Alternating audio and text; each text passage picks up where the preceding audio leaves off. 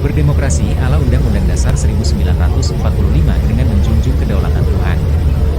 Oleh S. Purwadi Mangunsastro, Sekjen PDKN, Dir Eksekutif Yayasan Al-Farizi Nusantara.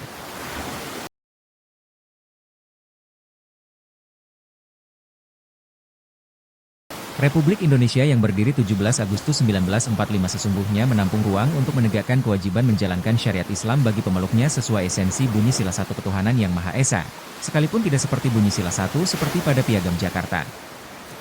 Tetapi dibutuhkan syarat mutlak untuk memastikan konstruksi struktur kekuasaan dalam negara agar hakikat pemimpin adalah wakil Tuhan di muka bumi dapat amanah diaktualisasi dalam pengambilan keputusan penting, hukum, politik, ekonomi, interdependensi global, negara dan pemerintahan dengan mengedepankan musyawarah mufakat sebagaimana diinginkan sila 4 Pancasila.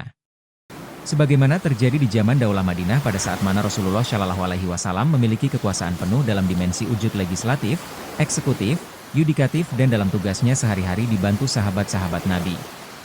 Menyikapi wujud sistem pemerintahan Daulah Rasulullah di atas maka pemisahan kepala negara dan kepala pemerintahan oleh sosok yang berbeda dapat menegaskan kedudukan kepala negara berperan strategik terkait keputusan penting negara dan pemerintahan dalam tugas fungsinya mengadaptasikan pola kepemimpinan Rasulullah Shallallahu Alaihi Wasallam dengan tujuan agar Indonesia sebagai negara merdeka menghormati nilai demokratis dengan tetap menjunjung tinggi kedaulatan Tuhan menjadi platform aktualisasi demokrasi di Indonesia berfalsafah Pancasila dan semboyan Bhinneka Tunggal Ika. Oleh karenanya semestinya kita kembali menegakkan jati diri Pancasila 18 Agustus 1945 sebagai instrumen integrasi pemikiran dunia global dan jangan pernah menerima mentah-mentah frasa demokrasi dalam konteks liberalis dan kapitalis yang disebarkan kaum globalis dunia. Pendek kata politik bangsa wajib berbenah sebab aktivitas kampanye transnasional tentang demokrasi dengan dalih memperjuangkan kedaulatan rakyat penting diwaspadai agar tidak terinjak-injak oleh arus globalisasi itu sendiri. Pengubahan UUD kita menjadi UUD 2002 telah nyata sebagai bukti merusaknya sendi-sendi bernegara di NKRI yang akibatnya berbiaklah korupsi makin memperkaya elitis koruptor di sisi lain rakyat semakin miskin seperti kita rasakan dewasa ini, rakyat tidak pernah terbebas dari penindasan maupun penderitaan rakyat.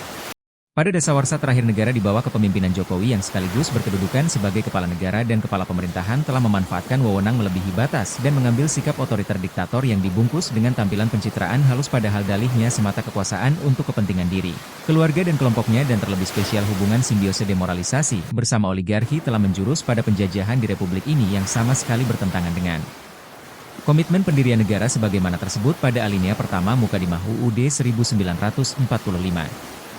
Segeralah kembali ke UUD 1945 asli dengan adendum yakni 1. Pemisahan kepala negara yang bertugas menjalankan amanah negara dan rakyat menjunjung kedaulatan Tuhan dengan kepala pemerintahan yang tugasnya terbatas selaku kerja pemerintahan. 2. Pembatasan masa bakti kepala negara dan kepala pemerintahan. 3. Pemberlakuan GBHN. Jangan sampai terlambat.